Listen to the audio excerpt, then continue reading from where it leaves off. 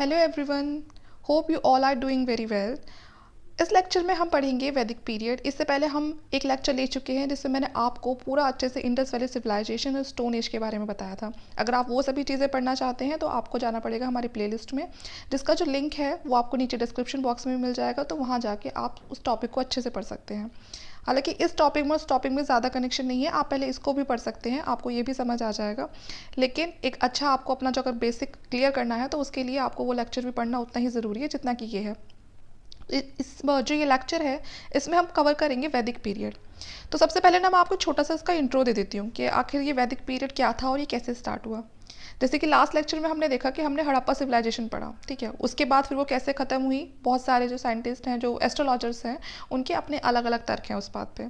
तो देखो, जो हमने हड़प्पा पढ़ा था उसका जो टाइम पीरियड था वो हमारा 1750 तक जा रहा था, ठीक है ना। कि वो हमारा कब तक जा रहा था, हमारा 2500 से लेके हमारा 1750 तक जा रहा था, ठीक है। अब इसमें क्या होता है, यहाँ से ऋग्वेद में जो हमारा टाइम शुरू होता है वो होता है हमारा 1500 BC से हमारा 600 BC तक। बहुत सारे बुक्स में आपको ये 600 की जगह आपको 500 भी मिलता है। तो आप ये दोनों टाइम का फ़र्क देख रहे हैं, 1750 से 1500। तो ये जो बीच के 200-250 साल थे, ये ऐसा टाइम था कि जिसमें कोई मतलब ऐसा होता है कि जब कोई बहुत बड़ा चेंज आने वाला होता है ना, तो क्या होता है बीच में एक टाइम पीरियड ऐसा आता है कि जिसमें ना ऐसी कोई डेवलपमेंट देखने के लिए मिलती ही नहीं है, ठीक है। वो सारा टाइम ना उस चेंजेस के वजह से निकल जाता है ऐसे ही। तो वो जो टाइम पीरियड होता है ना उसको हम बोलते हैं ट्रांजिशन बिल्ट, ठीक है। जैसे कि अभी का एग्जांपल ले लो कि अभी कोरोना हुआ था, तो वो 2 साल हमारे घर पे बैठ के ऐसे निकल गए कि देखिए चेंज तो बहुत बड़ा आया, ठीक है। लेकिन वो जो 2 साल है हम उसको कहीं काउंट ही नहीं कर सकते कि इसमें ये डेवलपमेंट भी हुआ है। तो इसी तरह से जो ये टाइम था, इस टाइम का कोई हिसाब नहीं है कि इस टाइम में क्या डेवलपमेंट हुआ, क्या हुआ, कुछ नहीं हुआ। तो इसीलिए इसको हम बोलते हैं ट्रांजिशन बिल्ट, ठीक है।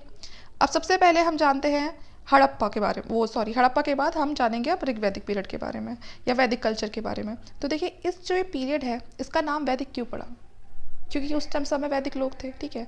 अब बात ये आती है कि जो वैदिक लोग थे वो आए कहाँ से थे, वो इंडिया के ही नेटिव थे या कहीं बाहर से आए थे। तो देखिए, बहुत सारे लोगों का तो ये मानना है कि वो इंडिया के ही नेटिव थे, बहुत सारे लोगों का मानना है, और बहुत सारे लोगों का मानना है कि वो बाहर से आए थे।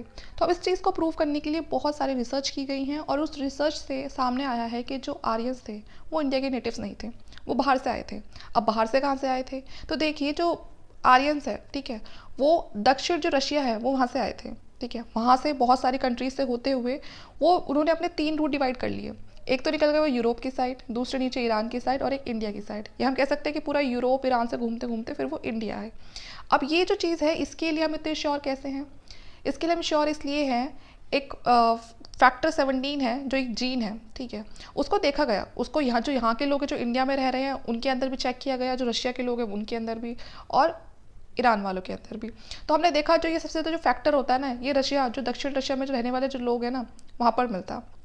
फिर धीरे धीरे हमें कुछ पॉपुलेशन में यूरोप में भी ये फैक्टर देखने के लिए मिलता है, ईरान वालों को भी मिलता है। फिर हमने यहाँ इंडिया में देखा, तो इंडिया में आपको पता है सबसे ज़्यादा जो पॉपुलेशन जो थी आर्यस वगैरह की वो दिल्ली के आसपास वाले एरिया तक थी।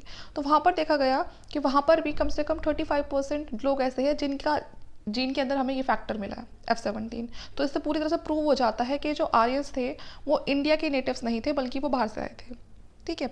और दूसरा है लिंग्विस्टिक बेसिस पे। हमारे बहुत सारे वर्ड ऐसे हैं, बहुत सारे हमारे वर्ड ऐसे हैं जो बिल्कुल सेम, हमें सेम नहीं तो बिल्कुल काफ़ी हद तक हमें देखने के लिए मिलते हैं, हमें जो ईरान का टेक्स्ट है और जो यूरोप का टेक्स्ट है, ठीक है। तो कहीं ना कहीं जो लोग जब चले थे तो धीरे धीरे अपनी एक पहचान छोड़ते चले थे, क्योंकि चेंज एक आ सकता है लेकिन कहीं ना कहीं थोड़ा बहुत कुछ ना कुछ एक कनेक्शन रह जाता है, एक लिंक रह जाता है। तो उन्हीं लिंक को यूज़ करके हमने ये पता लगाया कि जो आर्यंस है वो कहाँ के नेटिव थे, वो इंडिया के नेटिव तो नहीं थे, वो बाहर से आए थे, ठीक है। तो बहुत सारे लोगों की इस पर अलग अलग मत है, और ये बहुत ज़्यादा कंट्रोवर्शियल पॉइंट है। कुछ स्कॉलर्स का मानना है कि जो आर्यंस थे वो नेटिव थे, ठीक है ना, इंडिया से ही थे, और कुछ का मानना है कि वो कोई बाहर से आए थे, जो कि मैंने आपको बता दिया कि वो सेंट्रल एशिया से आए थे, यूरोप से आए थे। तो ये सब चीज़ें थी, ठीक है। अब आगे देखते हैं इसमें, अब हम पढ़ेंगे वैदिक के बारे में, ठीक है। तो वैदिक पीरियड बहुत बड़ा पीरियड था, तो इसीलिए वैदिक पीरियड को भी हम क्या करते हैं, हमने इसे अलग अलग पार्ट में डिवाइड कर दिया। सबसे पहले तो हमने इसे पार्ट डिवाइड किया है ऋग्वैदिक में, और दूसरा है हमारा अर्ली वैदिक पीरियड में, ठीक है। ऋग्वैदिक और अर्ली वैदिक पीरियड में अर्ली वैदिक पीरियड और लेटर वैदिक पीरियड, अब इन दोनों में देखिए फ़र्क क्या है।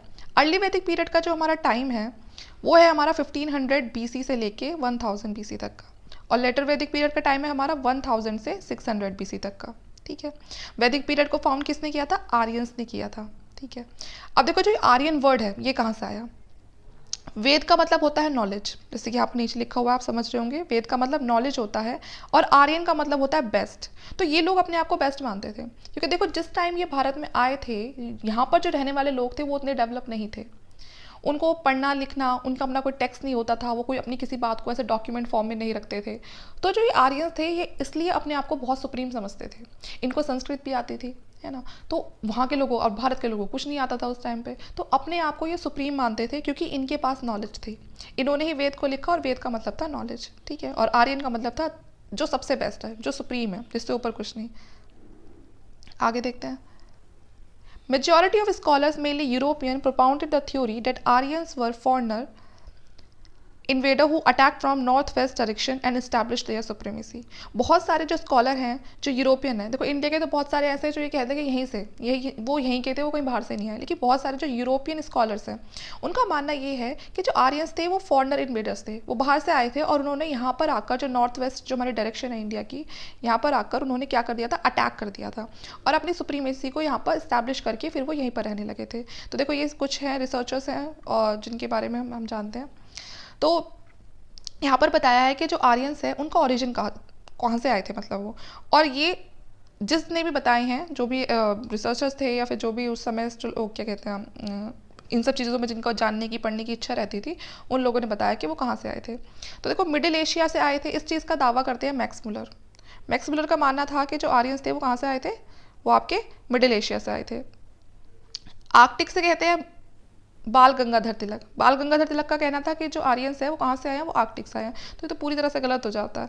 उसके बाद फिर दयानंद सरस्वती जी वो बोलते हैं कि वो तिब्बत से आए थे, आर्यन तिब्बत से आए थे। तो आपसे कोई पूछता है कि मिडिल एशिया से आए थे, इस बात का दावा कौन करते हैं? तो मैक्स मुलर करते हैं। आर्कटिक से आए थे, इस बात का दावा करते हैं बीजी तिलक, ठीक है, बाल गंगाधर तिलक। तिब्बत से दयानंद सरस्वती। तो इस तरह से अलग अलग लोगों ने अपनी अलग अलग तर्क दिए। आगे देखते हैं ऋग वैदिक और अर्ली वैदिक पीरियड। अब सबसे पहले पढ़ेंगे हम ऋग वैदिक और अर्ली वैदिक पीरियड। टाइम पीरियड मैंने आपको उसका बताया था 1500 BC से लेके इसका टाइम पीरियड था 1000 BC तक का। ठीक है, देखो कुछ साइट्स है भगवानपुरा की जो मैंने आपको लास्ट वीडियो में भी बताया था, आप उस वीडियो को ज़रूर देखना। और मांडा did not have artifacts between the period of later Harappa and the Rigvedic period. It implies that Harappa civilization declined but it did not become extinct. तो देखो जो ये भगवानपुरा जो साइट थी या जो मांडा जो साइट थी, मांडा कहाँ थी? आपकी जम्मू कश्मीर में थी। यहाँ से आपको कोई भी आर्टिफैक्ट्स नहीं मिलते हैं लेटर कौन से वाले टाइम पीरियड के बीच में? लेटर हड़प्पा से ऋग्वैदिक पीरियड के बीच में। ठीक है, तो यहाँ पर देखो हमें सबको पता है कि जो हड़प्पा सिविलाइजेशन था वो काफ़ी हद तक डिक्लाइन हो गया था, ठीक है, लेकिन वो पूरी तरह से ख़त्म नहीं हुआ था। हम कह सकते हैं कि शायद कुछ ना कुछ जो लोग थे शायद वो बच गए थे, ठीक है, और वो आगे अपनी लाइफ जी रहे थे। Geographical area of Rigvedic period was known as Sapt Sindhu. Indus and its 5 tributary and Saraswati river Himalayas were mentioned as Hemant. तो देखो जो ऋग्वेद के अंदर बताया गया है कि 7 नदियाँ होती थी, ठीक है, इंडस की 5 ट्रिब्यूटरी थी और एक सरस्वती रिवर थी। तो ये जो 7 रिवर थी उस समय की बड़ी मुख्य और कह सकते हैं बड़ी खास रिवर थी ऋग्वैदिक के टाइम की। और हिमालय को क्या बोला गया है ऋग्वेद में? हीमवंत बोला गया है। अब हम देखेंगे कि जो ये सप्त सिंधु जो एरिया था, ठीक है, ये पंजाब के आसपास वाला एरिया था, वहीं से ये सारी की सारी जो रिवर्स थी वो निकलती थी। तो ये जो सरस्वती रिवर थी ना, इसको बड़ा पवित्र नदी मानते थे, जैसे आज गंगा को मानते हैं। हालांकि गंगा बहुत ज़्यादा पॉल्यूटेड हो चुकी है, लेकिन हमारी फिर भी बहुत ज़्यादा मान्यता जुड़ी हुई है उस रिवर से। तो वैसे ही उस समय सरस्वती रिवर को मानते थे। आगे देखते हैं कौन सी रिवर थी एशियन, और उनके पुराने नाम क्या थे। हम इन रिवर्स को अब सारे के सारे हम इन नाम से जानते हैं, झेलम, चेनाब, लेकिन पुराने टाइम में इनके दूसरे नाम थे। तो देखिए ये 5 ट्रिब्यूटरी कौन सी थी? पहली थी झेलम, जिसका पुराना नाम था वितस्ता। उसके बाद है चेनाब, जिसका पुराना नाम था अक्षनी। फिर है ब्यास, जिसका पुराना नाम था बिपाशा। फिर आपकी रावी, जिसका पुराना नाम था परुष्णी। सतलुज को बोलते थे सतुद्री और यमुना को बोलते थे कालिंदी। अब आगे जब इन रिवर्स को पढ़ोगे पूरे एशियन इंडिया में, तो आपको ना ये इन्हीं नाम से मिलेंगी, मतलब देखने के लिए। तो इसलिए आपको पता होना चाहिए किस रिवर का क्या नाम है।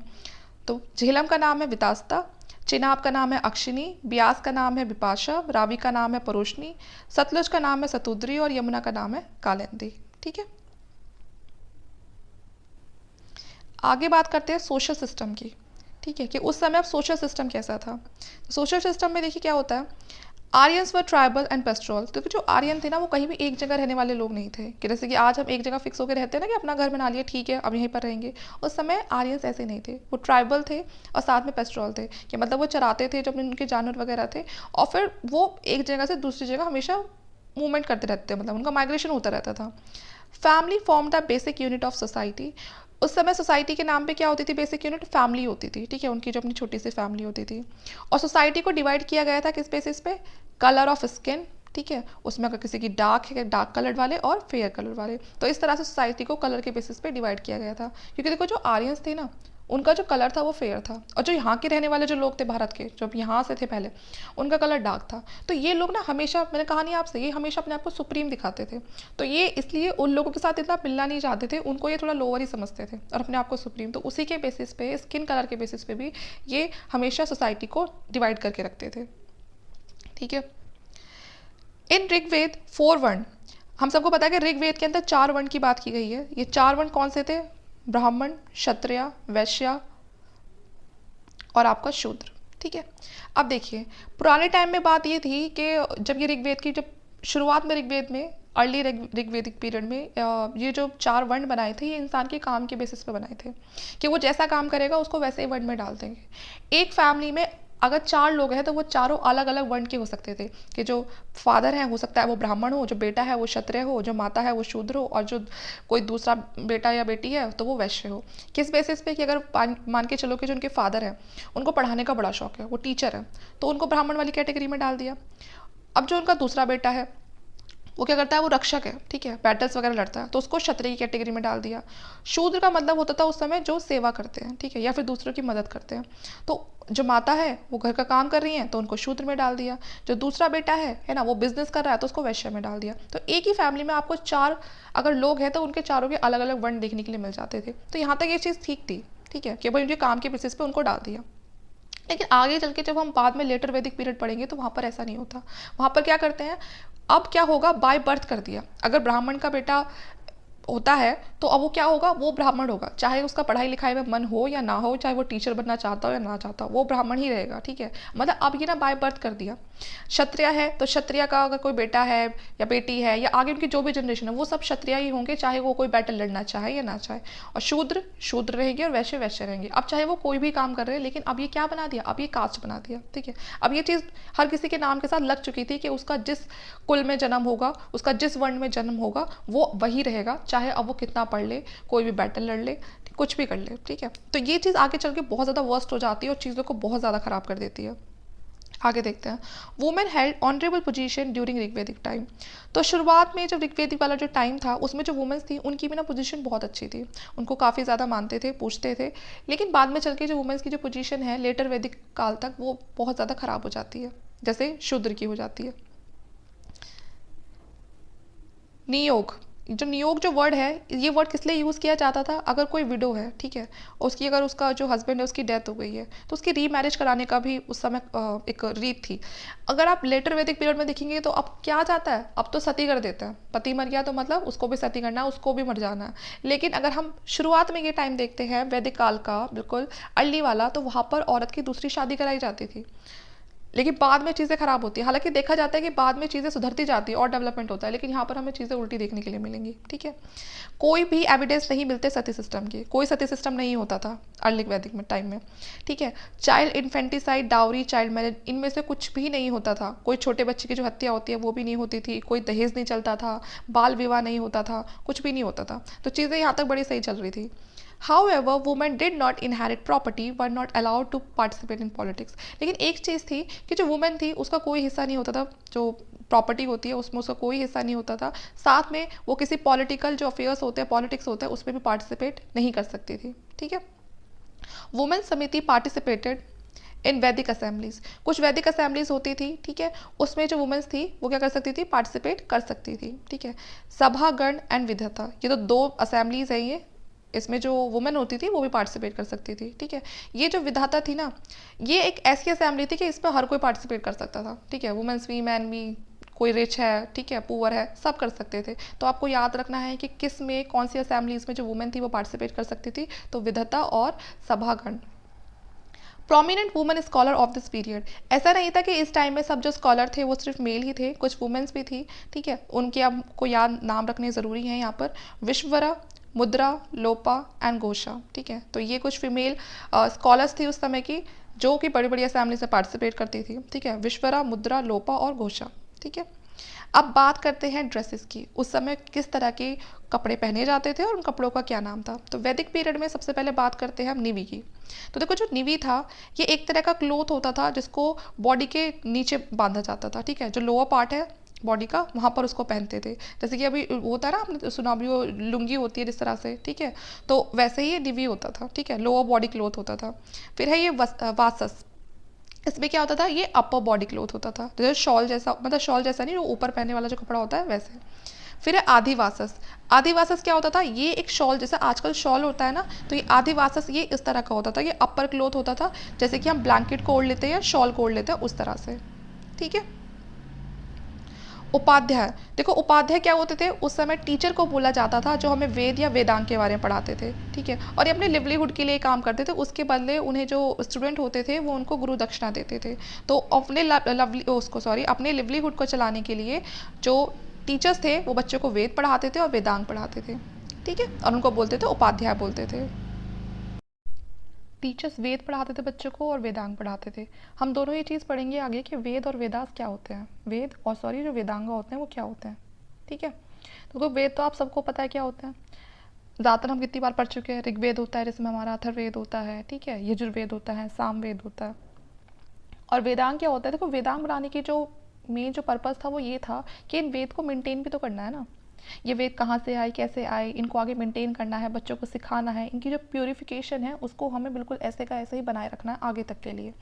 तो ये जो वेदांग है उसमें हम उसको पढ़ते हैं कि वेद में आने वाले जो शब्द हैं, ठीक है ना, उनको कैसे आपको प्रोनाउंस करना है, ठीक है, वो कहाँ से आए हैं, उनका जो उत्पत्ति है वो कैसे हुई है, आपको इसे कैसे बोलना है, तो ये सारी चीज़ें हम वेदांग में पढ़ते हैं। तो हमारे पास 6 वेदांग है, वो मैं आपको आगे बताऊंगी कि वो 6 वेदांग कौन से हैं, ठीक है, और वेद मैंने आपको बता ही दी है, वो चलिए आगे चल के हम और उसे अच्छे से एक्सप्लेन करेंगे।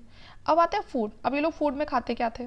अब देखो मिल्क हो गया, कर्ड हो गया, यहाँ पर कर्ड है, ठीक है, घी पर मोस्टली कंज्यूम्ड, क्योंकि देखो मैंने आपको बता तो दिया, क्योंकि यहाँ पर अब जो एनिमल्स वगैरह थे उनको पाला तो शुरू कर दिया था, तो यहाँ पर मिल्क हो गया, दही हो गया, घी हो गया, तो मोस्टली सब लोग इस चीज़ को कंज्यूम करते थे, ठीक है। एक उनकी डिश होती थी जिसे वो ग्रेन के साथ ग्रेन और मिल्क को मिक्स कर दिया करते थे और उसको बोलते थे वो शीरा, तो वो बड़े शौक से खाया जाता था। अगर बात करें कि ये लोग वेजिटेरियन थे या नॉन वेजिटेरियन थे, तो जो ये लोग थे ये फिश, बर्ड, एनिमल सब खाते थे, तो हम कह सकते हैं कि नॉन वेजिटेरियन भी थे।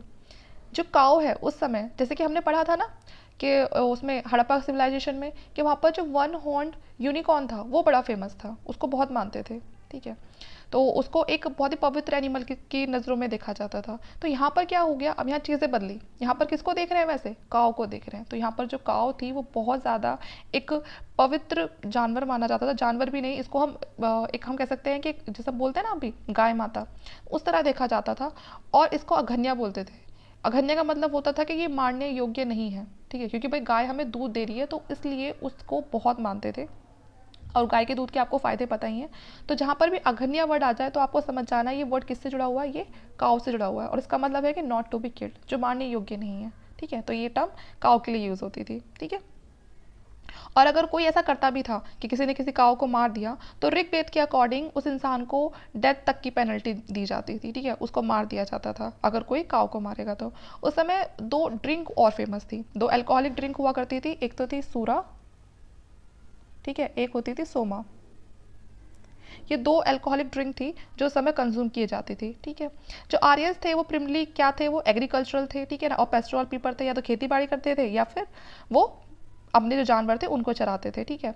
और ऐसा माना जाता था कि जिसके पास जितनी गाँव है ना वो उतना ही अमीर है। तो पहले टाइम पे ये जो अर्ली वैदिक पीरियड टाइम था, यहाँ पर सोने चांदी से ना नाप के ये देखा जाता था कि किसके पास कितनी गाँव है, जिसके पास ज़्यादा गाँव है, जो काउज है, उसका मतलब है कि वो अमीर है, ठीक है। आगे देखते हैं इसका पॉलिटिकल सिस्टम क्या था।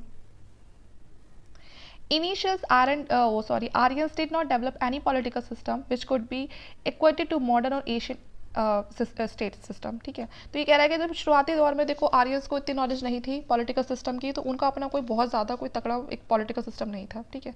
एक सिंपल जैसे बाकी लोग रहते हैं पुराने टाइम पे जैसे रहते थे वैसे ही रहते थे, ठीक है। और ये ज़्यादातर ट्राइबल सिस्टम को ही फॉलो करते थे। जैसे होता है ना, थोड़े दिन यहाँ रहे फिर आगे चल दिए, फिर थोड़े दिन वहाँ रहे फिर वहाँ आगे चल दिए, इस तरह से ही इनका सब कुछ चल रहा था। Head of the tribe was known as rajan और किंग। जो किसी भी ट्राइब का जो हेड ज़रूर हुआ करता था और उस हेड को बोलते थे या तो राजन बोलते थे उस हेड को, जो ट्राइबल का एक किंग होता था, या फिर उसको किंग सिंपली, ठीक है। तो ये किसको बोलते थे, जो भी उनके ट्राइबल ग्रुप का हेड होता था।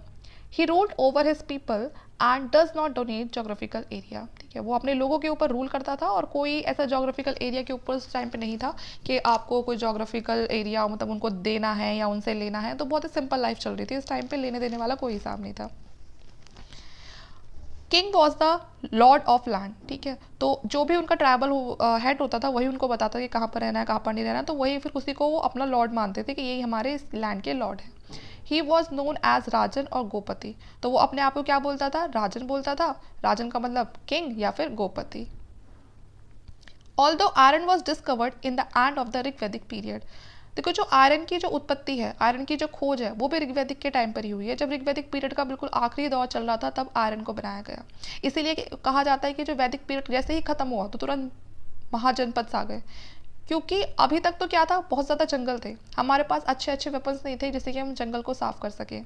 लेकिन जो आयरन है उसके जो टूल्स थे वो बहुत ज़्यादा हम कह सकते हैं इनफ थे कि वो बड़े बड़े जो पेड़ थे जंगल थे उनको काट सके। तो जैसे ही आयरन की डिस्कवरी हुई, जो जंगल थे उनको काटना शुरू करके बड़े बड़ी जो सिटीज़ थी, महाजनपद थे, जनपद थे, उनको इस्टेब्लिश कर दिया गया।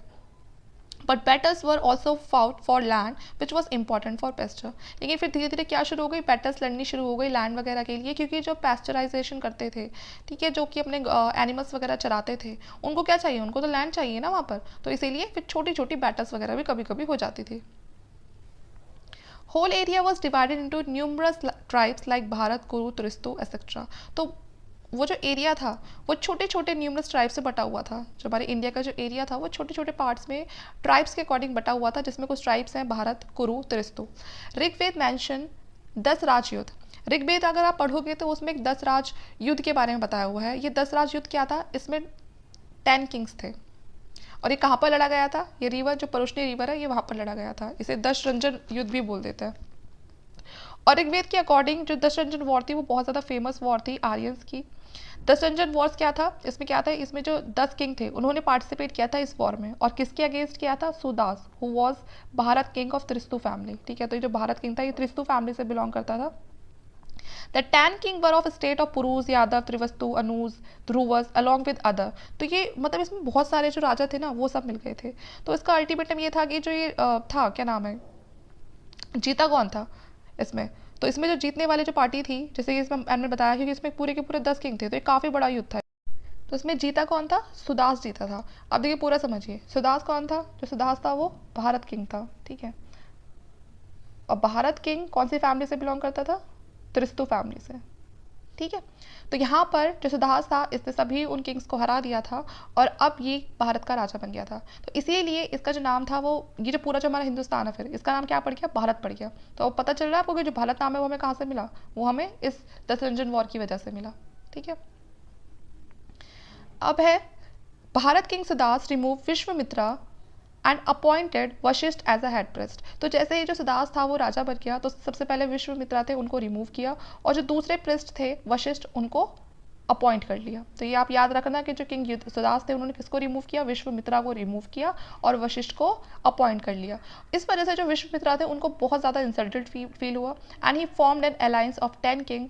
Bharat king won the battle and political unit descending order were kul, gram, Vij, जन एंड राष्ट्र। तो फिर क्या होता है, जब इनको बहुत ज़्यादा इंसल्ट फील होता है तो फिर ये बैटल कराते हैं, है ना, 10 राजाओं के साथ मिलकर, जो हमने देख ही ली है।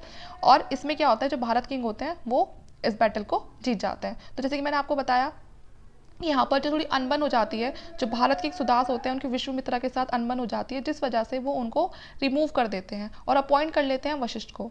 और इसी वजह से जो विश्वामित्रा होते हैं वो उनको थोड़ा बुरा लगता है और वो 10 राजाओं के साथ मिलकर अपनी एक आर्मी बना लेते हैं और उनको खिलाफ खड़ा कर देते हैं सुदास के। सुदास क्या करते हैं, जो ये भारत किंग होते हैं सुदास, ये उस बैटल को जीत लेते हैं और आगे चल के फिर क्या होता है, एक पॉलिटिकल यूनिट सामने आती हैं कुछ, जैसे कि कुल, ग्राम, विश्व, जन और राष्ट्र। देखो एक एक करके बताती हूँ मैं आपको कि ये सारी यूनिट्स हैं क्या। तो देखो सबसे पहले है कुल। देखो कुल का मतलब होता था फैमिली, कुल का मतलब होता है फैमिली, ये हो गया आपका कुल का मतलब होगा वो फैमिली, ठीक है। और इस फैमिली का जो हेड होता था उसको बोलते थे कुलप्पा, ठीक है। दूसरा क्या है इसमें, ग्राम। ग्राम का मतलब होता था विलेज, और विलेज का जो हेड होता था उसको बोलते थे ग्रामीणी। तीसरा है हमारा विश।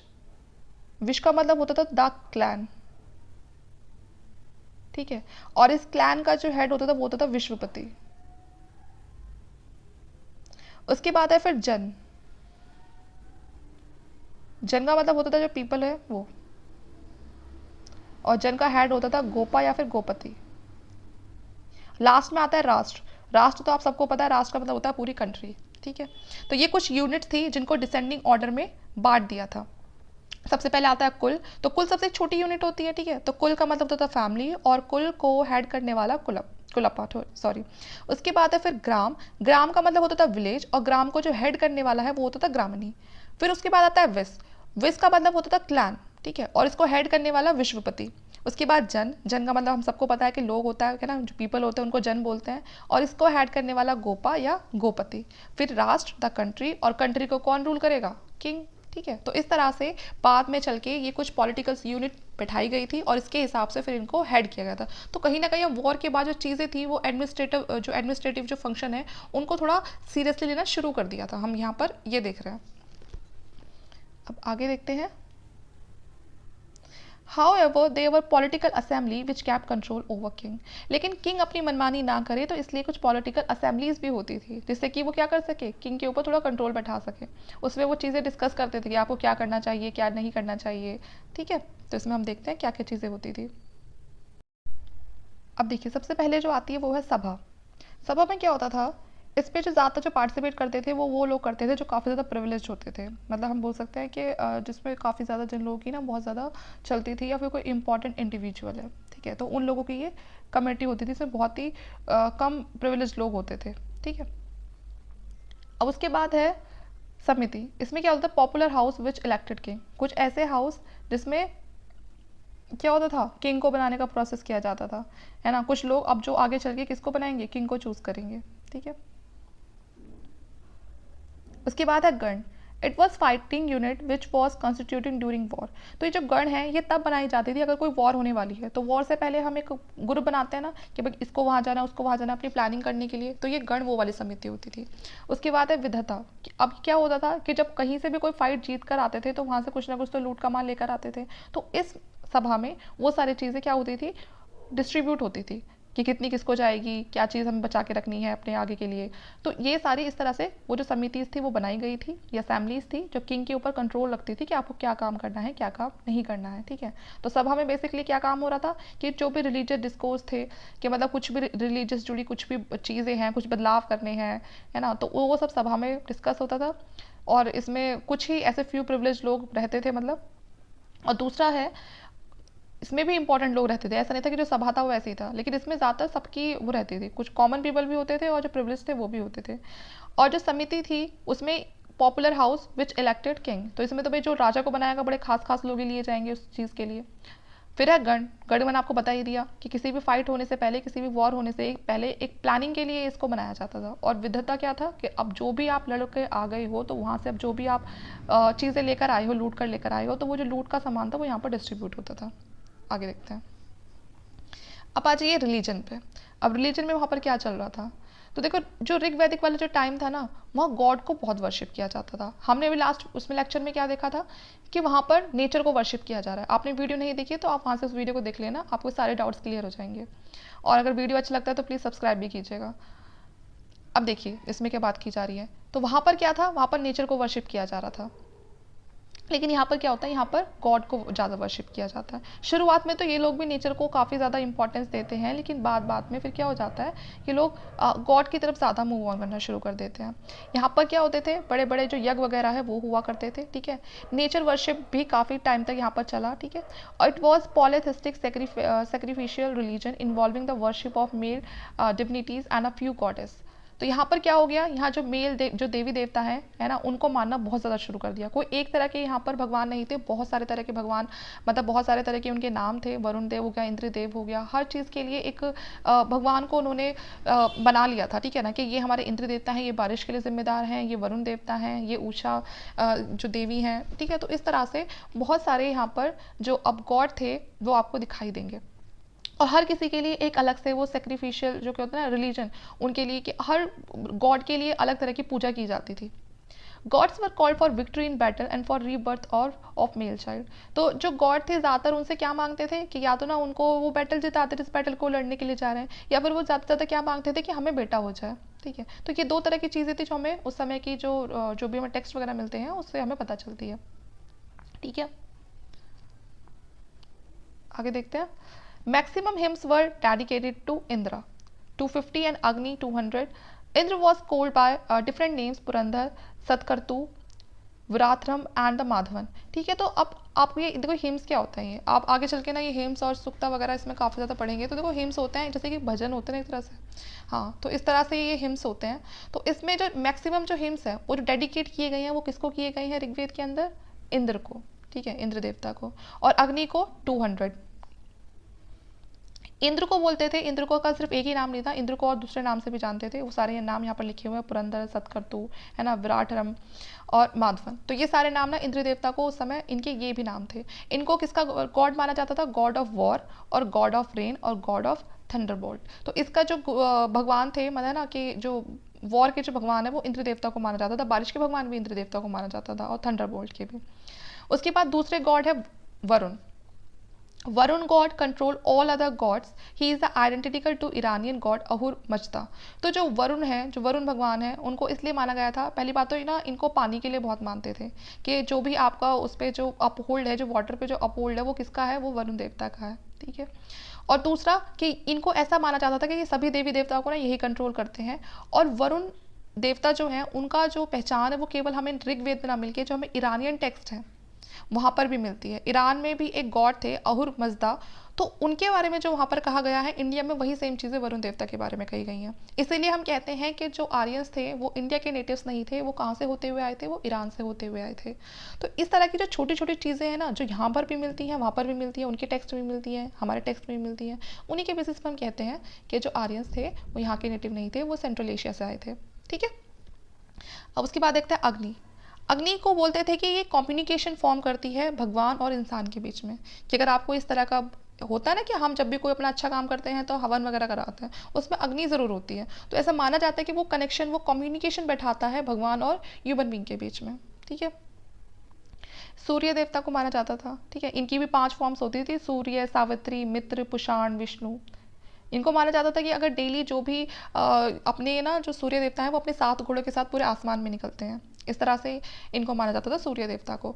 एक सावित्री को माना जाता था, जो सावित्री थी उनको गॉड ऑफ लाइट माना जाता था, सावित्री गॉड ऑफ लाइट, ठीक है, इनको गॉड ऑफ लाइट माना जाता था, ठीक है। और इनके लिए बहुत ही फेमस गायत्री मंत्र है, इनको एड्रेस करने के लिए, जो गायत्री मंत्र है वो इन्हीं को एड्रेस करने के लिए, गॉड ऑफ लाइट को। एक मित्र जो देवता है उनको माना जाता था कि ये सोलर गॉड है वो माना जाता था इनको। एक पुषाण है, तो इनको माना जाता था कि ये शादी वाले भगवान है ना, द गॉड ऑफ मैरिज, जिनका काम यही है कि मतलब सबको ना एक सही राह दिखाना। उसके बाद अब हम पढ़ते हैं लेटर वैदिक पीरियड, ठीक है।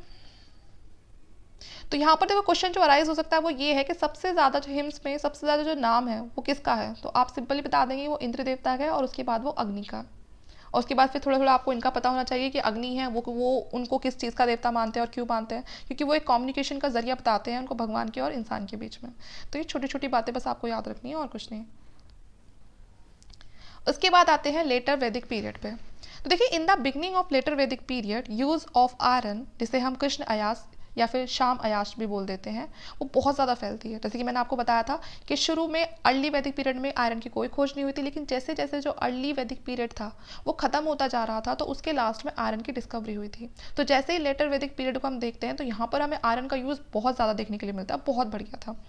Iron was use in making for agriculture equipments and for manufacturing weapons. तो अब जैसे कि आयरन है, सबको पता है, सबसे पहले तो जैसे ही आयरन मिला उनको सबसे पहले उन्होंने एग्रीकल्चर इक्विपमेंट्स बनाए, क्योंकि अब तक तो वो वुड के यूज़ करे थे, उस वुड से इतना अच्छा काम हो ही नहीं पाता था। दूसरा, फिर उन्होंने वेपन्स बनाए, हथियार बनाए, और इन सब चीज़ की वजह से एक बहुत बड़ा रेवोल्यूशनरी चेंज आया इनकी इकोनॉमी में, इनकी सोसाइटी में और इनकी पॉलिटिकल स्फेयर में। क्योंकि आप खुद सोचो, अगर इन्होंने एग्रीकल्चर इक्विपमेंट्स बनाए थे तो इससे सबसे अच्छा क्या हुआ होगा, इनका एग्रीकल्चर हुआ होगा। उस एग्रीकल्चर के अच्छा होने से इनकी इकोनॉमी भी अपने आप बेटर हो गई होगी, फिर इकोनॉमी बेटर हुई तो सोसाइटी भी बेटर हुई होगी। और वेपन्स बने हैं तो क्या हुआ, अब तक ये जिस वजह से किसी वॉर को हार रहे थे कि इनके पास अच्छे वेपन्स नहीं थे, तो अब उन वॉर को भी जीतना भी इनके लिए ईजी हो गया था, क्योंकि अब इनके पास आयरन था और उससे ये बहुत अच्छे वेपन्स बना सकते थे। आगे देखते हैं, painted grey ware was the pottery associated with this period. तो यहाँ पर जो अब ये जो पॉटरी थी ये पेंट होना शुरू हो गया था, है ना। यहाँ पर इस समय की आपको जो भी पॉटरी मिलेगी ना वो पेंटेड मिलेंगी।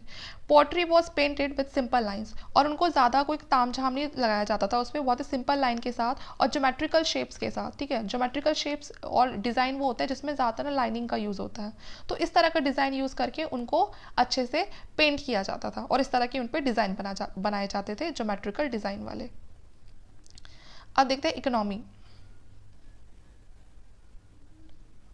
अब लेटर वैदिक पीरियड की इकोनॉमी कैसी थी।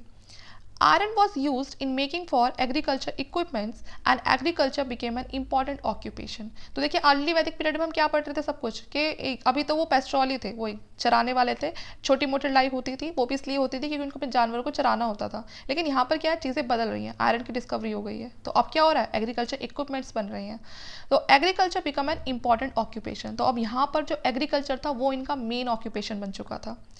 Atharvaveda cow has been mentioned as a scared animal and a killing of cow was punished with death sentences। तो अथर्ववेद के अंदर बताया गया है, जो अथर्ववेद है उसके अंदर बताया गया है कि जो काव था उसका जो मेंशन था वो एक बहुत ही पवित्र एनिमल के नाम पे किया जाता है, कि वो बहुत ही पवित्र जानवर उसको मानते थे, और काव को मारने की, अगर कोई मारने की कोशिश भी करता था तो उसको पनिश किया जाता था, वो भी डेथ सेंटेंस के साथ।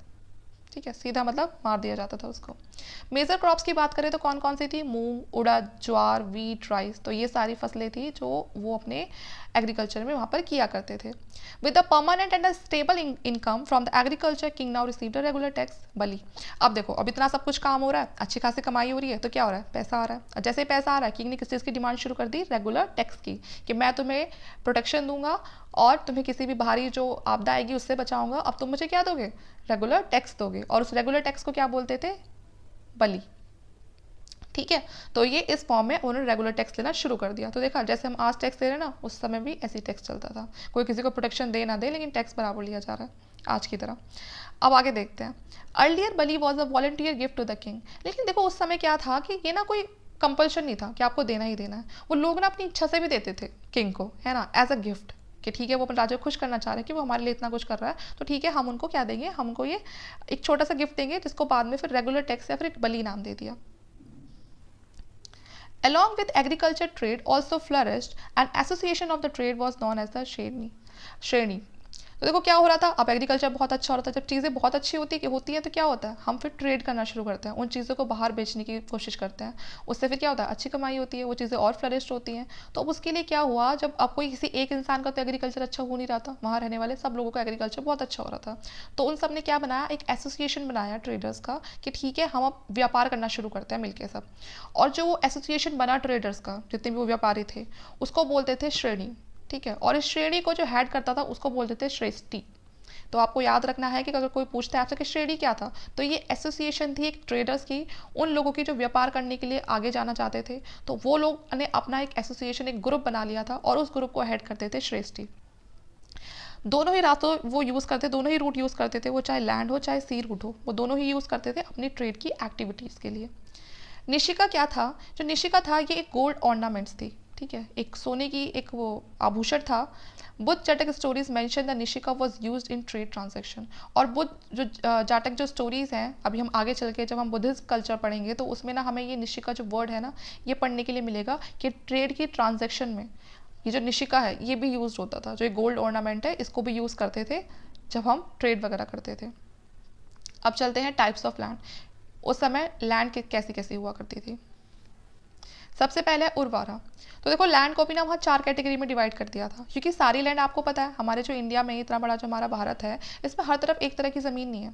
आपको बहुत तरह की ज़मीन देखने के लिए मिल जाएगी। कुछ बहुत ज़्यादा उपजाऊ है, कुछ नहीं है, कुछ ठीक ठाक है, कुछ एकदम ही बेकार है। तो इस तरह की आपको लैंड देखने के लिए मिल जाएगी। तो इसी तरह से उनके ना उस समय नाम दिए हुए थे। जो बहुत ज़्यादा जो फर्टाइल लैंड थी उसको बोलते थे उर्वारा। जो एकदम इनफर्टाइल थी उसको बोलते थे मारू। इसका तो नाम ही ऐसा है मारू, ठीक है। और जिसको हम इरिगेट करते थे रिवर की हेल्प से, कि मतलब पानी जा रहा है किससे, रिवर से। खुद से वहाँ पर इतनी अच्छी बारिश नहीं हो पा रही है तो वहाँ से रिवर की वजह से हमें पानी देना पड़ रहा है, उसको बोलते थे नदी मात्रका। तो उसके नाम की आ गई नदी है, तो आप समझ जाओगे कि ये वो लैंड है जिसपे रिवर इरिगेशन के लिए रिस्पॉन्सिबल है यहाँ पर। फिर है देव मात्रक। तो ये जो देव वाली जो लैंड थी ये वो लैंड थी जिसपे बारिश होती थी। इस शायद इसीलिए इसका नाम देव रख दिया, क्योंकि यहाँ पर बारिश करने वाले कौन थे, देवी देवता होते हैं। तो ये यहाँ पर तो हो सकता है कि यहाँ पर पानी की ज़रूरत ही नहीं पड़ती थी रिवर वगैरह से, तो इसीलिए जो रेन का पानी था वही काफ़ी था। तो ये हम बोल सकते हैं कि देवताओं के भरोसे ये लैंड थी, तो इसीलिए इसका नाम देव मात्रक रख दिया। तो ये कुछ टाइप्स ऑफ लैंड थे, ये आपको याद रखने हैं। इसमें ज़्यादा जो इंपॉर्टेंट है वो उर्वारा है, क्योंकि ये वर्ड आगे बहुत जगह यूज़ होगा। उर्वारा का मतलब फर्टाइल लैंड, मारू का मतलब इनफर्टाइल लैंड, नदी मात्रक का मतलब लैंड इरिगेटेड बाय रिवर, और देव मात्रक का मतलब जो लैंड इरिगेटेड बाय रेन, बारिश के पानी से होती थी। अब हम देखते हैं पॉलिटिकल सिस्टम किसका पढ़ रहे हैं हम ये जो लेटर वैदिक पीरियड है हम उसका पढ़ रहे हैं। This period saw the emergence of large state. हमने क्या पढ़ा था अर्ली में कि वहाँ पर कोई स्टेट की इतनी फॉर्मेशन नहीं थी तो बहुत थोड़ी बहुत थी, छोटी मोटी थी, ठीक है। लेकिन अब धीरे धीरे क्या होता जा रहा था कि जब चीज़ें वही आगे बढ़ रहे थे लोग, तो अब क्या हो रहा था, एक बड़े बड़े लार्ज स्टेट्स बनने शुरू हो गए थे। तो जो लेटर वैदिक पीरियड है अब धीरे धीरे स्टेट्स बनने यहाँ पर शुरू हो गए थे।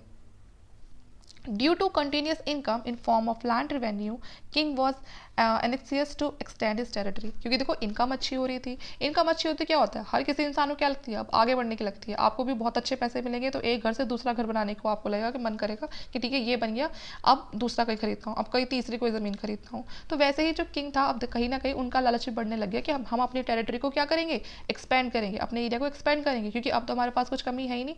अच्छा खासा लैंड रेवेन्यू जनरेट हो रहा है, अच्छी खासी हमारे पास फसल हो रही है, तो कमी किस चीज़ की है। With the growing power of king, Brahman invented several new years to provide dignity to king। अब एक नई चीज़ निकल कर आती है जो कि हमने पढ़ी तो पहले भी थी अर्ली में, लेकिन अब यहाँ पर कुछ और आते हैं। तो अब यहाँ पर ये जो ज़्यादा जो हम अब ये हवन वगैरह ये यज्ञ वगैरह देखेंगे, तो ये जो राजा थे ये इसलिए कराते थे अपने आप को आगे और ज़्यादा बढ़ाने के लिए, अपने टेरिटरीज़ को और आगे बढ़ाने के लिए। पहले तो लोग सिंपल क्या करते थे कि भगवान हमें ये दे दो, भगवान हमें ये दे दो, इसलिए वो पूजा पाठ कर रहे थे। लेकिन यहाँ पर क्या था, अब उनको अपनी पावर भी दिखानी थी और आगे अपनी जो टेरिटरीज थी वो भी एक्सपेंड करनी थी, ठीक है। तो यहाँ पर कहीं ना कहीं हम देख रहे हैं लोगों का जो लालच है, उनकी जो सोच है, वो उस पर परिवर्तन आ रहा था, ठीक है। अब आगे देखते हैं मेजर यज्ञवर। अब वो कौन कौन से उस समय जो यज्ञ थे वो होते थे। पहला है वाजपेयी। देखो ये वाजपेयी यज्ञ था, इसमें क्या था, in this king drunk the drink of strength. इसमें जो राजा थे वो एक तरह की ड्रिंक बनवाते थे और उस ड्रिंक को पीते थे। तो ये जो बेसिकली जो ये था, इसमें ना वो अपनी जो शक्ति है उसका प्रदर्शन करते थे कि देखो मैं कितना पावरफुल हूँ। तो बहुत सारे राजा आते थे, ठीक है, और जो भी करवा रहा है इसको तो वो ये दिखाता था कि मैं अपनी जो एक होते ना अपनी शक्ति का प्रदर्शन करना। जैसे कि अब हम रिपब्लिक डे पे या इंडिपेंडेंस डे पे बहुत बड़ी बड़ी रैलियाँ निकलती हैं, तो उसमें क्या दिखाते हैं, अपनी आर्मी को दिखाते हैं कि हमारी आर्मी कितनी स्ट्रांग है, तो रैली वगैरह निकलती है ना। तो वैसे ही जो वाजपेयी रिएक्शन था, इसमें जो किंग था वो अपना शक्ति का प्रदर्शन करता था। और एक ड्रिंक बनती थी जो कि मैंने आपको बताया था, सोमा ड्रिंक बताई थी, तो वो ड्रिंक पी जाती थी यहाँ पर, ठीक है। आगे देखते हैं राजसेव यज्ञ। इसमें क्या होता था, king visited the house of ratnins in the work of administration. The king was assisted by a group of officers who was known as the ratnins. तो देखो आप इसको छोड़ो, मैंने आपको अपनी लैंग्वेज में बताती हूँ क्या होता था।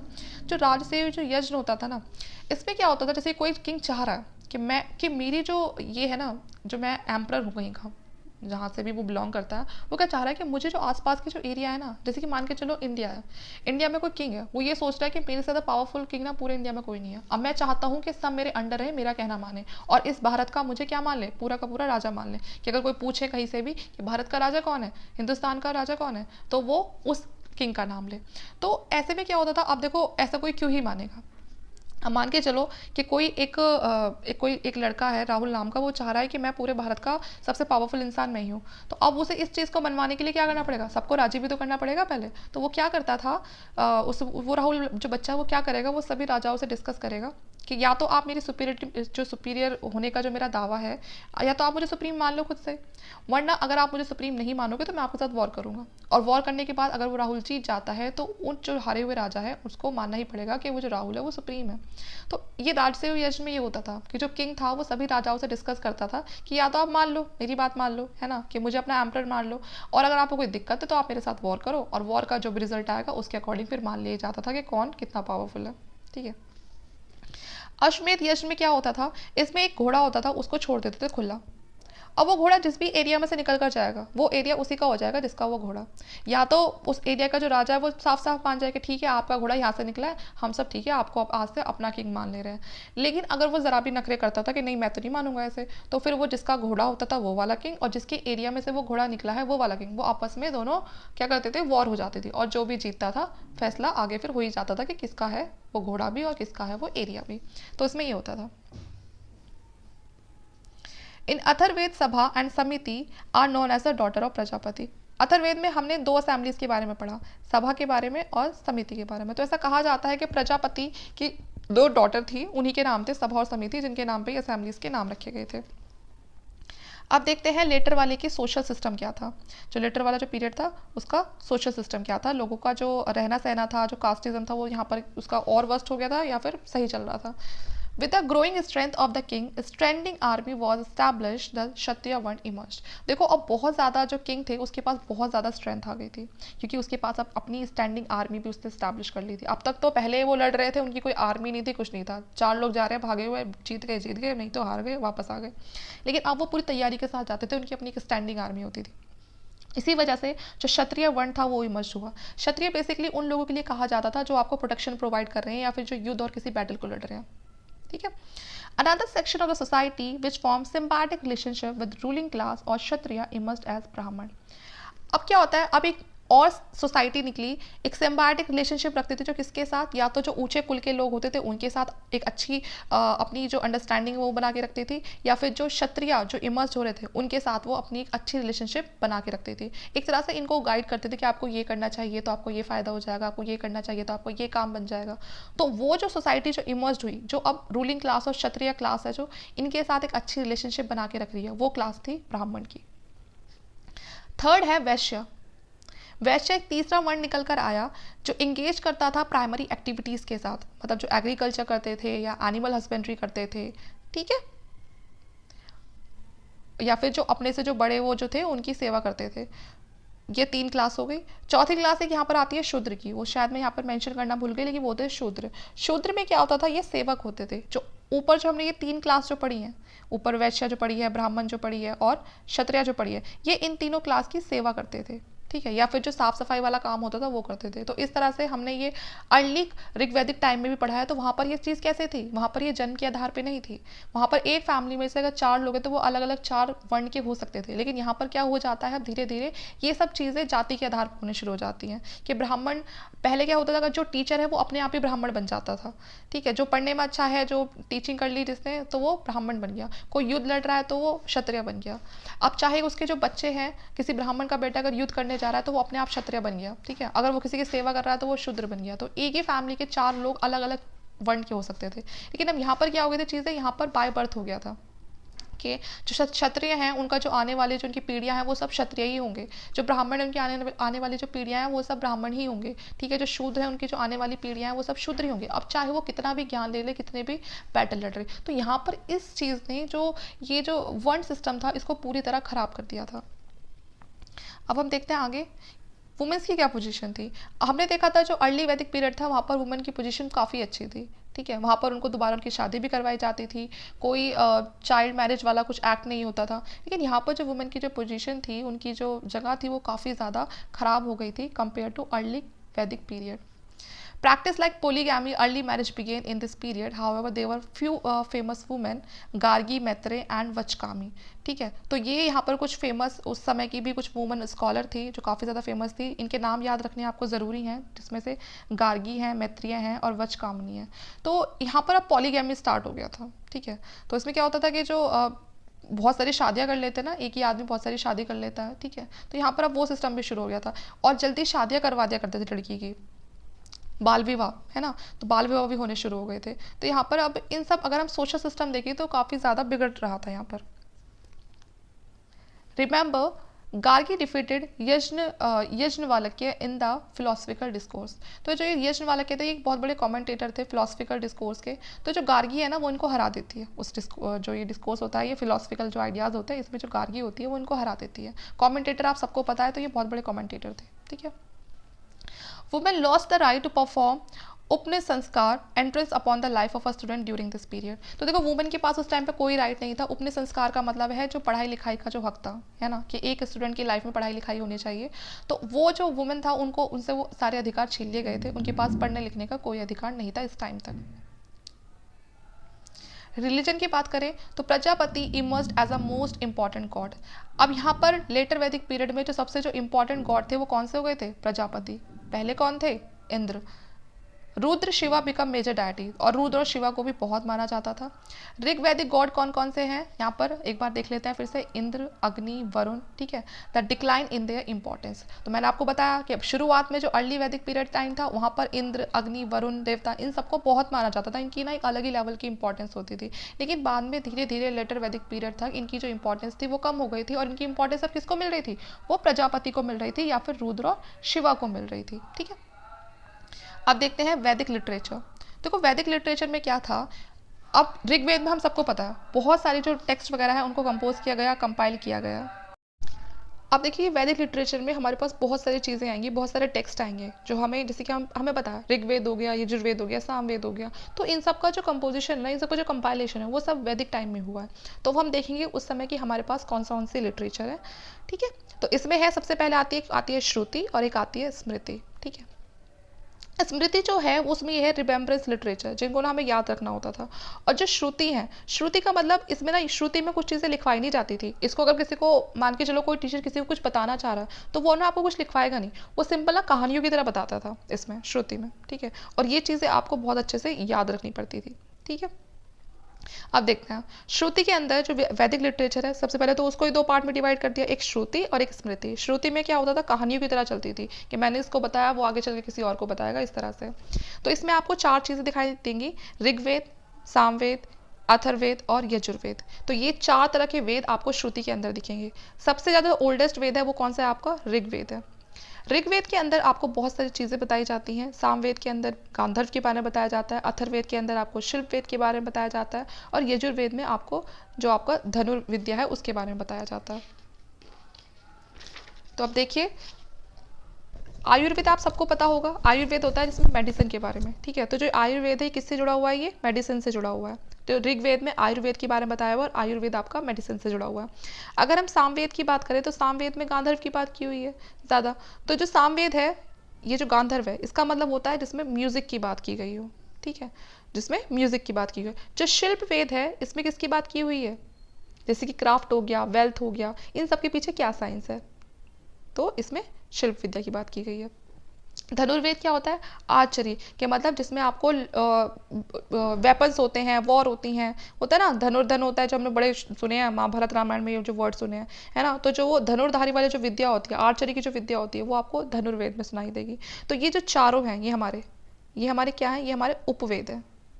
लेकिन इनका जो जिक्र है वो हमारा इन वेद में मिलता है अलग अलग। आयुर्वेद का ऋग्वेद में मिलता है, गांधर्व का सामवेद में मिलता है, शिल्पवेद का अथर्ववेद में मिलता है, और धनुर्वेद का यजुर्वेद में मिलता है। ठीक है, और नीचे चारों वालों को क्या बोलते हैं हम? इनको चारों को उपवेद भी बोलते हैं। ठीक है, और लेकिन ये साथ में एसोसिएट भी करते हैं ऋग्वेद से, सामवेद से, अथर्ववेद से, यजुर्वेद से। अब इधर देखते हैं स्मृति में। स्मृति में क्या होते हैं? 4 उपवेद, जो कि हमने इधर देख लिए। ये और 6 वेदांग होते हैं। वेदांग मैंने आपको पहले ही बताया था कि वेदांग को बनाने की ज़रूरत क्या थी। तो देखो, जब हमने ये वेद बनाए, अब इन वेद को आगे चल के समझाना भी तो है कि कैसे बोले जाते हैं, कहाँ से उत्पत्ति हुई, आपको कैसे प्रोनाउंस करना है, इनका कहाँ से मतलब है। तो ये जो वेद हैं, इनकी प्योरिटी को मेंटेन करने के लिए, वेदांग बनाए गए। इस वेदांग में आपको आगे चल के मैं एक सारे पढ़ाऊंगी कि इन 6 के 6 वेदांग का क्या मतलब है और किस तरह से ये इन वेद को समझाते हैं हमें। ठीक है, आगे देखते हैं। तो जो वेद है, इनको डिवाइड किया गया है 2 पार्ट्स में। एक होता है श्रुति, एक होता है स्मृति। श्रुति का मतलब क्या है? जो सिर्फ आप सुनाते हो, ठीक है। और स्मृति मतलब जिसे आपको रिमेम्बरेंस लिटरेचर बोल सकते हैं हम एक तरह से। श्रुति कंसिस्ट ऑफ 4 वेदास और वैदिक संहितास। तो जो श्रुति है उसके अंदर 4 वेद हैं, उन वेद को हम वैदिक संहितास भी बोल देते हैं। और स्मृति के अंदर 4 उपवेद हैं और 6 वेदांग हैं, जैसे कि हमने पिक्चर में भी ऊपर देखा कि हमारे 4 उपवेद थे और 6 वेदांग थे। जो वेद है उनको 4 पार्ट्स में डिवाइड किया गया है। First part is known as the Veda. It has hymns, they are verse and text. Yajurveda is the only Veda which is composed in prose as well as. कि जो पहला पार्ट है, जो वेद संहिता और जो वेदास है, उनको 4 पार्ट में डिवाइड किया गया है। ऋग्वेद, यजुर्वेद, सामवेद और लास्ट में अथर्ववेद आपका। तो जो फर्स्ट पार्ट है वेद का, वो आपका हिम्स मैंने बता दिया, जो बिल्कुल किसकी तरह होते हैं? भजन की तरह होते हैं ये। These are verses text. आप यहाँ पर ना 2 तरह की चीज़ों के बारे में पढ़ोगे, एक तो होगा वर्सेस, एक होगा प्रोज। तो जो ये वर्सेस है ना, ये होता था कविता की फॉर्म में, पोएम्स होती है ना उस फॉर्म में।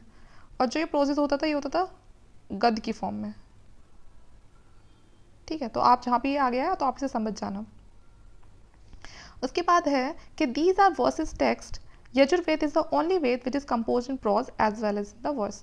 तो देखो, जितने भी वेद थे वो ज़्यादातर हमारे किसकी फॉर्म में मिलेंगे? हमें वर्स की फॉर्म में मिलेंगे, कविता की फॉर्म में मिलेंगे।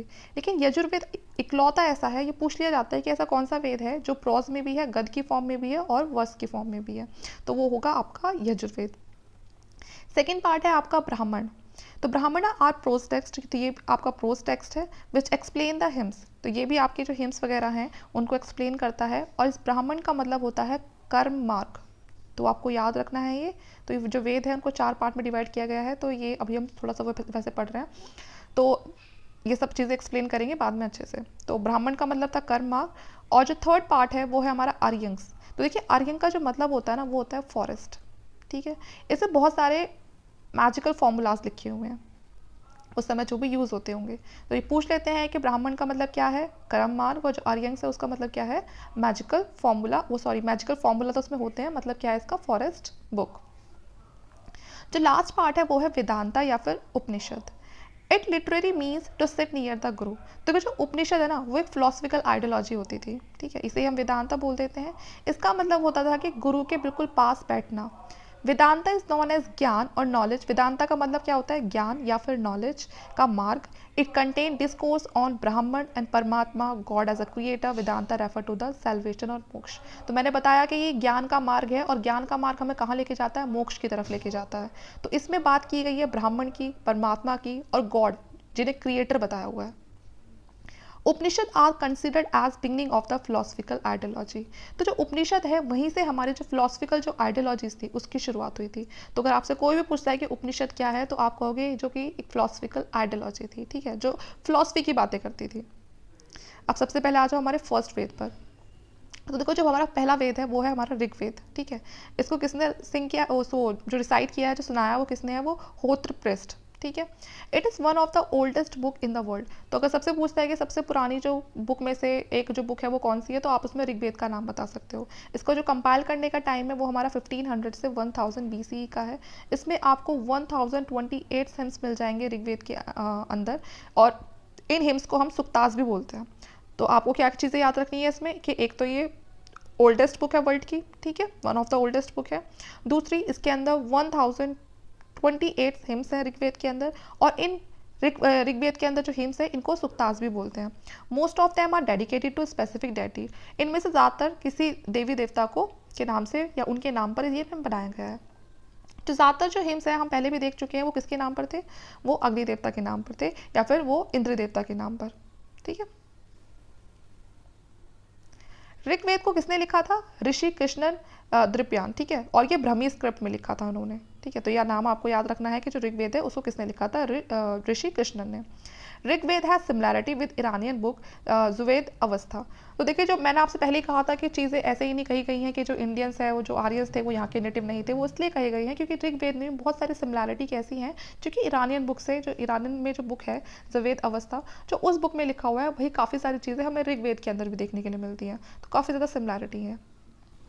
जरुस्ता was an Iranian prophet, his teaching are found in Zend Avesta. तो जो जरुस्ता है वो एक ईरानियन प्रॉफिट थे, ठीक है, जैसे कि हमारे यहाँ पर गुरु होते हैं ना, तो ऐसे वहाँ पर प्रॉफिट होते हैं, तो उनकी जो टीचिंग्स है वो आपको कहाँ पर देखने को मिलेगी, ज़ुवैद अवस्था में मिलेंगी। Due to onslaught of Islam Zoroastrian fled Iran and had settled in a coastal areas of Gujarat and Maharashtra. हम सबको पता है कि जब इस्लाम बहुत ज़्यादा फैला था तो जो जोरास्ट्रियंस थे वो उन्होंने ईरान को छोड़ दिया था, और ईरान को छोड़ के भागकर वो कहाँ पर आ गए थे, जो हमारा गुजरात और जो महाराष्ट्र का जो कोस्टल एरिया, जो समुद्र वाला जो इलाका है, वहाँ पर आकर वो बस गए थे। तो यही किसके, ये एंचेस्टर हैं किसके, मॉडर्न डे पारसीज के। जो आज जो पारसीज है ना इंडिया में, उनके एंचेस्टर यही थे, ठीक है, जो उस टाइम पर वहाँ से आ गए थे क्योंकि वहाँ पर इस्लाम बहुत ज़्यादा बढ़ गया था। Rigveda has 10 mandals and these were compiled by the different rishis. तो देखिए, जो ऋग्वेद है, अगर आपसे कोई पूछता है कि उसके पास कितने मंडल है, तो उसके पास 10 मंडल है, और इनको कंपाइल किया था डिफरेंट ऋषिज ने, ठीक है, कोई एक ऋषि इनको कंपाइल करके नहीं गया। जो सेकंड से लेके जो 7th जो मंडल है उनको हम फैमिली मंडल बोलते हैं। तो आपसे कोई पूछ सकता है कि फैमिली मंडल्स कौन से हैं, तो 2 to 7 वो आपके फैमिली मंडल है।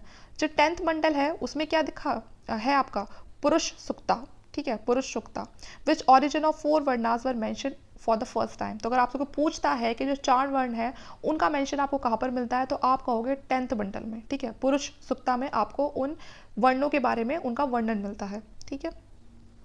Varnas were mentioned for the first time. Brahmanas emerged from the head, Kshatriya emerged from the hands, and the Vaishya emerged from the stomach and the शूद्र इमर्ज फ्रॉम द फील्ड। तो ऐसा देखो उस मंडल में क्या कहा गया है कि जो 4 वर्ण हैं, 4 वर्ण हमने पढ़ लिए थे, ब्राह्मण, क्षत्रिय, वैश्य और शूद्र।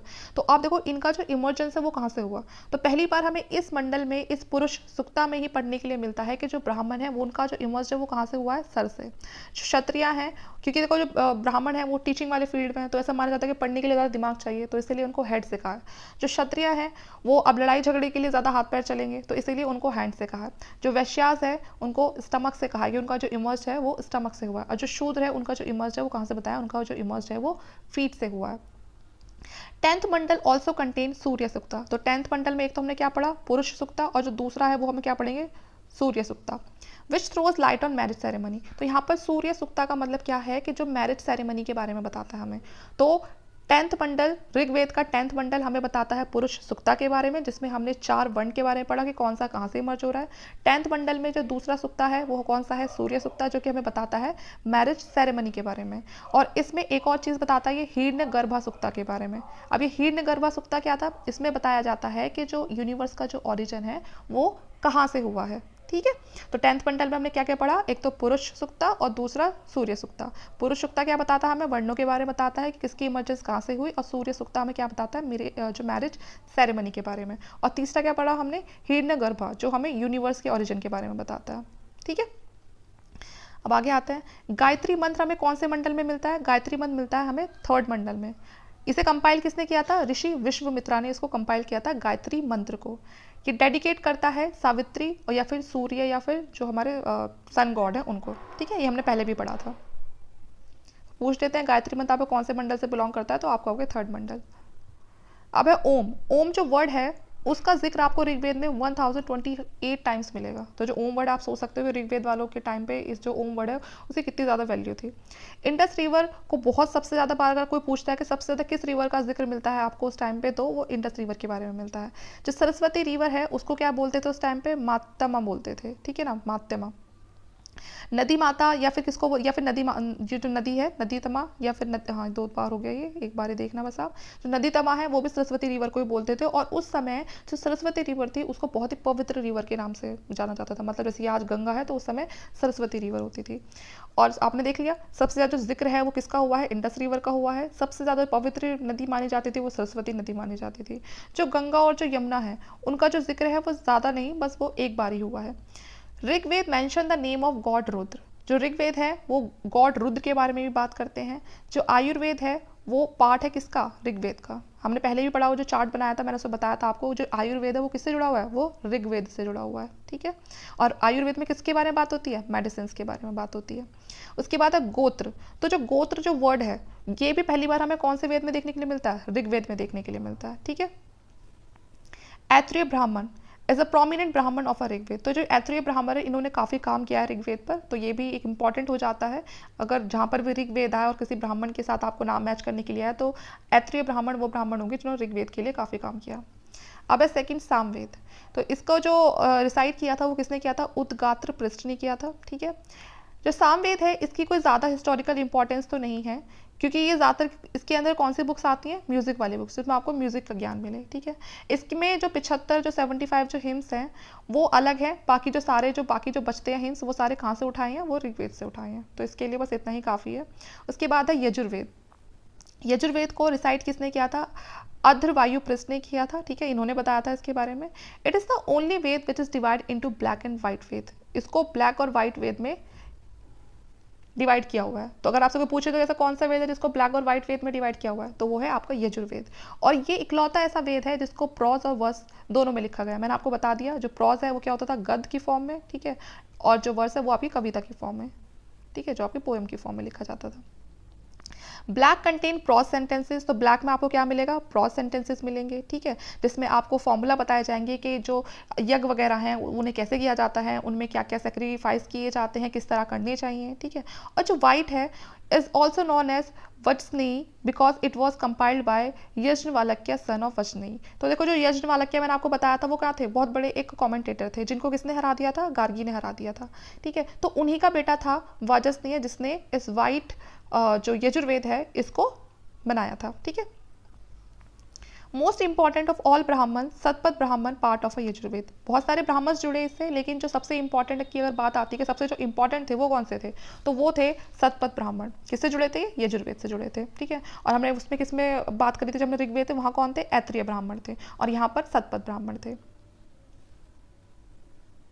आगे देखते हैं। The well-known dialogue between Nachiket and the Yama is mentioned in the Katha Upanishad. It is a part of black Yajurveda. तो जो कठो उपनिषद है ना, ये बड़ा फेमस है टेक्स्ट। फेमस इसलिए क्योंकि इसमें डायलॉग्स हैं नचिकेत और जो यमराज है उनके बारे में, है ना। तो इसीलिए ये पूछ लेते हैं कि जो नचिकेत और जो यमराज थे उनके बीच के जो डायलॉग थे वो आपको कौन से उपनिषद में मिलते हैं, तो आप बताओगे कठो उपनिषद। तो ये बहुत सारे फैक्ट हैं, आपको अलग अलग एग्जाम में देखने के लिए मिलेंगे। तो ये जो उपनिषद है जिसके बारे में ये सारी जो बातचीत हुई है, ये किसका पार्ट है, ये ब्लैक यजुर्वेद का पार्ट है। तो इतना तो नहीं पूछेगा कोई, ये तो सिर्फ यहाँ आपकी नॉलेज के लिए लिख दिया है, लेकिन ये ज़रूर पूछ सकते हैं जो नचिकेत और जो यम है उनका जो डायलॉग्स हैं वो कहाँ पर मेंशन है, तो वो आपके कठो उपनिषद में मेंशन है। अब आता है आपका अथर्ववेद। जो अथर्ववेद है उसको रिसाइट किसने किया था, वो किया था ब्राह्मण पृष्ठ ने।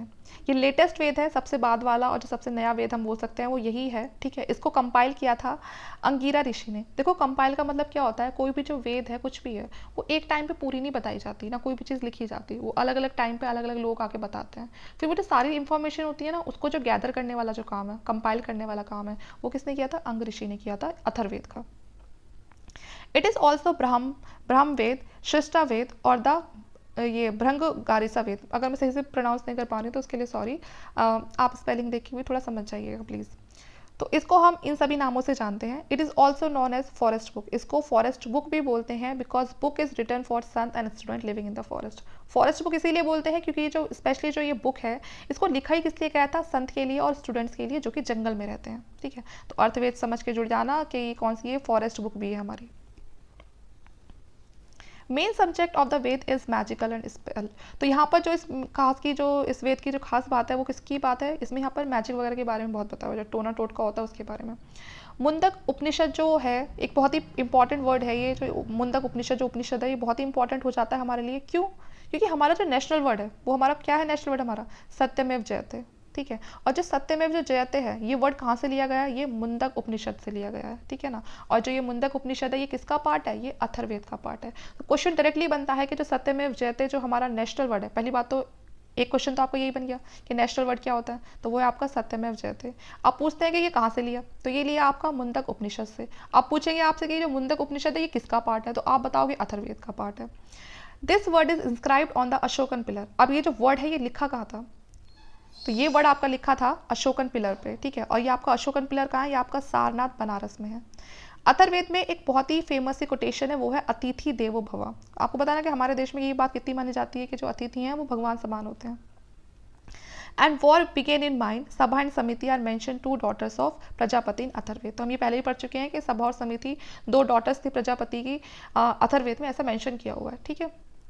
Atharvaveda is excluded from the trinity Rigveda, Samaveda and Yajurveda of Vedas. तो जो अथर्ववेद है इसको थोड़ा अलग ही रखा जाता है, किससे? ऋग्वेद, सामवेद और यजुर्वेद से, क्योंकि इसमें ना थोड़ा टोना टोटका करने वाली जो बातें हैं वो लिखी हुई हैं।